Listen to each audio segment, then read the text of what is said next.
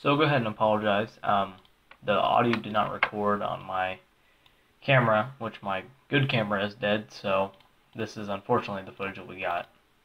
Here's showing off the PipBoy 3000 build, and so I got the PipBoy here, and sorry for the light. You can kind of see the wiring is not in final stage, but you can see the detail on it.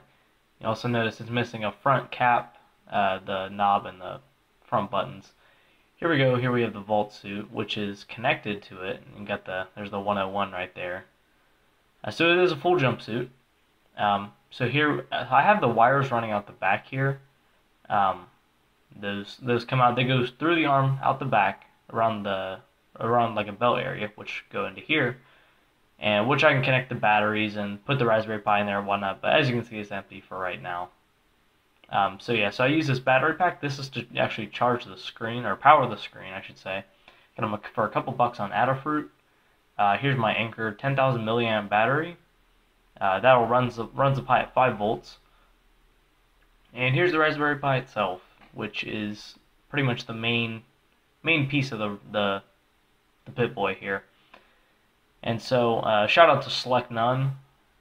He is the actual creator of the software. It's open source, it can be forked. The project's been dead for a little bit now, but he's helped me through a couple things, and I've talked with him, and real good guy. So, shout out to him, thanks again. So as you can see here, this is another look with the light still on. I'll turn off the light here in a second, and I'll actually put it on. I'll go ahead and show the straps here, which is actually a watch strap. I bought a couple on Amazon.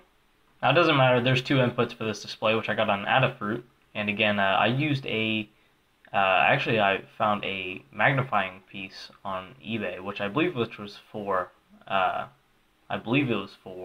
jewelry, but worked perfect. This is a 4.3-inch display here, unless actually no, this is a 3.5-inch display, and you know what, let me look up the actual one and I'll give it to you in the description. So Raspberry Pi is booting up here, and so yeah, we're still going here. You know what? It is a 3.5-inch screen. I'll go ahead and make that. Definitely is a 3.5. So now you can see here this is actually all in Python. So I have this customized a little bit.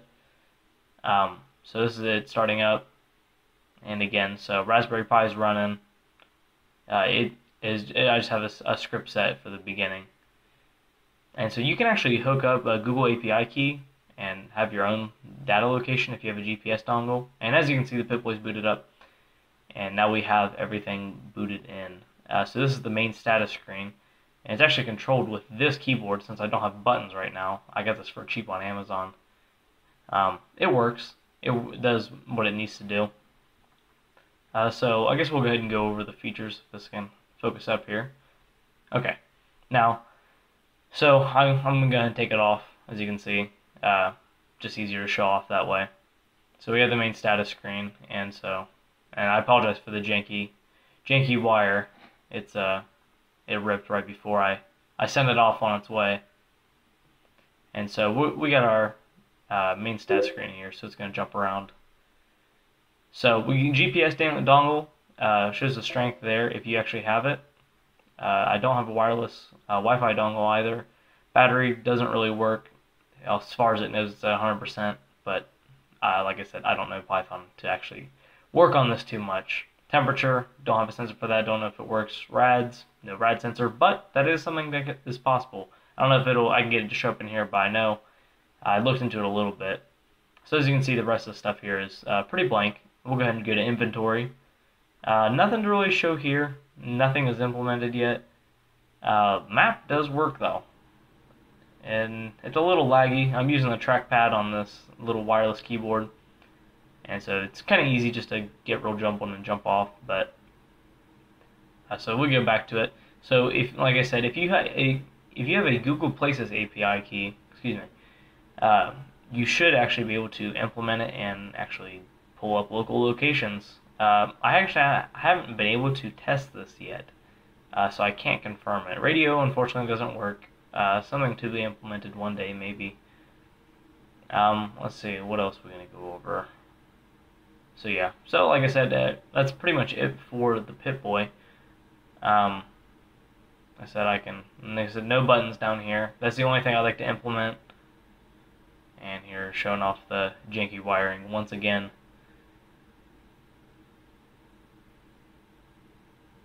And the PipBoy is supposed to have sound on it, which it actually doesn't at the moment. I couldn't get the speaker done in time. The Raspberry Pi didn't want to play with it nice enough, and I had my wiring kind of screwed up, and not a good place to put it. Which that's something I'd like to work on in the future. If you have actual speakers plugged in, it does click and buzz like it's supposed to. And so I'm pretty happy with how it turned out, though. I think the detail looks fairly decent. The biggest thing is I wanted that curved glass screen. I wanted an actual like glass-looking piece, and that was really hard to actually put on. That was a lot of super glue, a very thin amount of super glue, and the right cutouts, and a lot of planning beforehand. But all in all, very happy with it. Okay, get another couple looks in. Oh yeah, and I'll show you the overbright function, which it works well. That's controlled with O. Get a couple different angles here. So it works cool, looks really cool at night whenever you actually, if you have it on. And once again, this is all completely wearable. This is fine, like you can walk around with it. I might include the pictures of actually having it being worn, like I said, but this is, it's a little kind of thrown together.